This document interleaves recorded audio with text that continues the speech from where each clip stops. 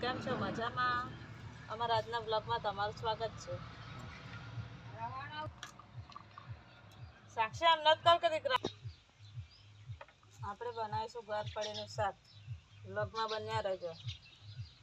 ગોરફળીનું શાક કેવી રીતે બનાવે એ બ્લોગમાં જોવા મળશે મિત્રો.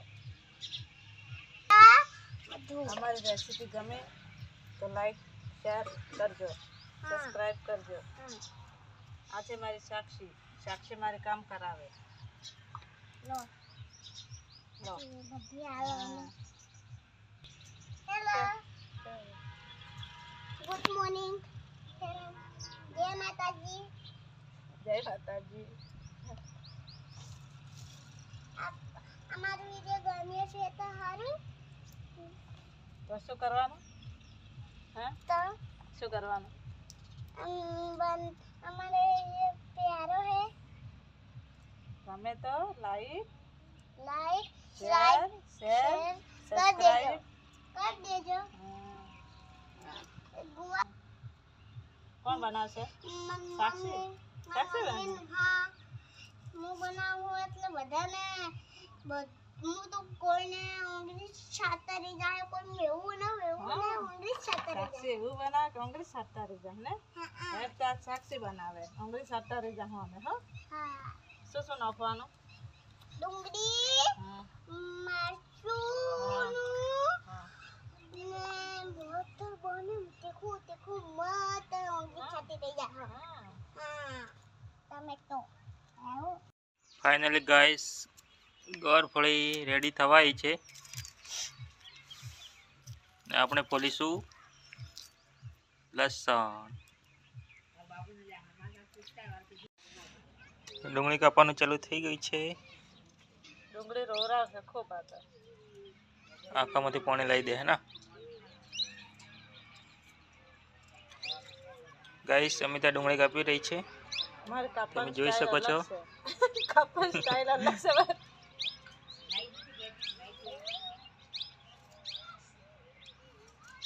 વિડીયોમાં બનાવી રહેજો તમે. ફાઇનલી ગાઈસ ગોરફળીનું શાક બનવા જઈ રહ્યું છે. જો મિત્રો ધોવાનું ચાલુ છે.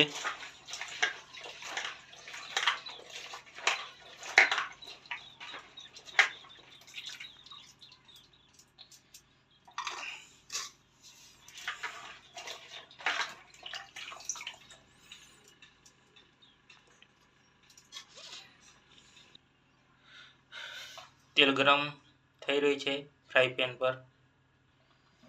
મરચું નાખો. હા તીખું કરો હા, તીખી હારી. હા, તીખી કર થોડી.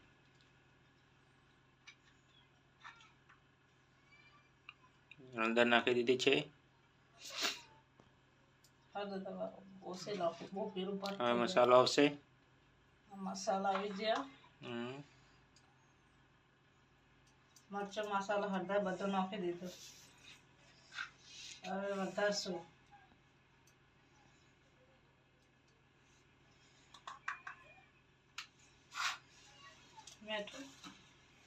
મીઠું भी નાખી દો.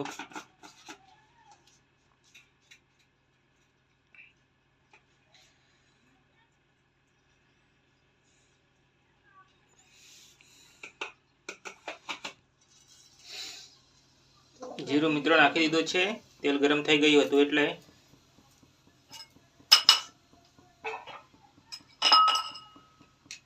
હવે આનામાં આવી જશે લસણ. મંડપ છે મંડપ, પણ મને જવા નથી મળતું. જીરું શેકાઈ ગયું છે. હવે એમાં રાઈ નાખી દીધી છે.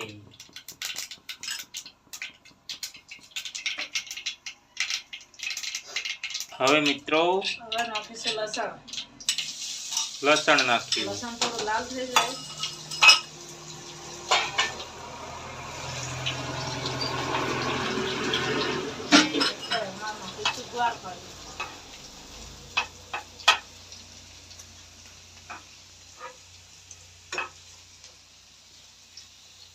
ફાઇનલી ગાઈસ ગોરફળી અંદર નાખી દીધી છે.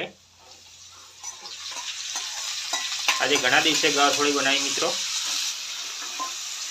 ઘણા દિવસ બનાવી મેં તો અમે વાલોડ પાપડી વટાણા બટાકા, એવું જ ખાસા ભીલોડી, હા રોજનું મિત્રો અલગ અલગ જ હોય.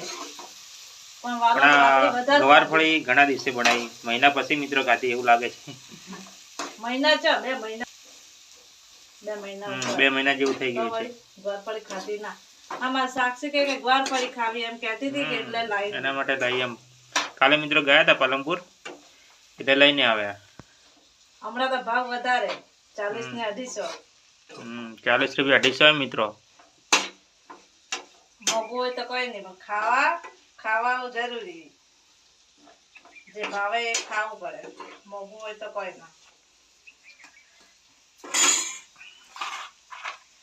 જે સાક્ષીને ફરમાઈશ એ બનાવવું પડે. હવે ઢોકી દઈએ ગાઈસ હવે ઉપરનું ઢાંકણ ઢાંકી દીધું છે. હવે એને 20 થી 15 મિનિટ ચડવા દઈશું.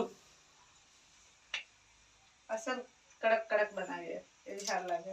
કડક કશું મિત્રો એમાં પાણી નાખવાનું નથી, બસ એમ જ ચડવા દેવાનું છે વરાળમાં.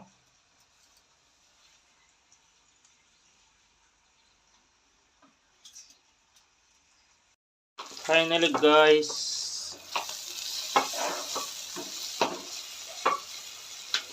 હવે ચડી ગઈ છે ગવાનું શાક. બાજુમાં અમિતા રોટલી બનાવે છે. તવી ગરમ થઈ ગઈ છે.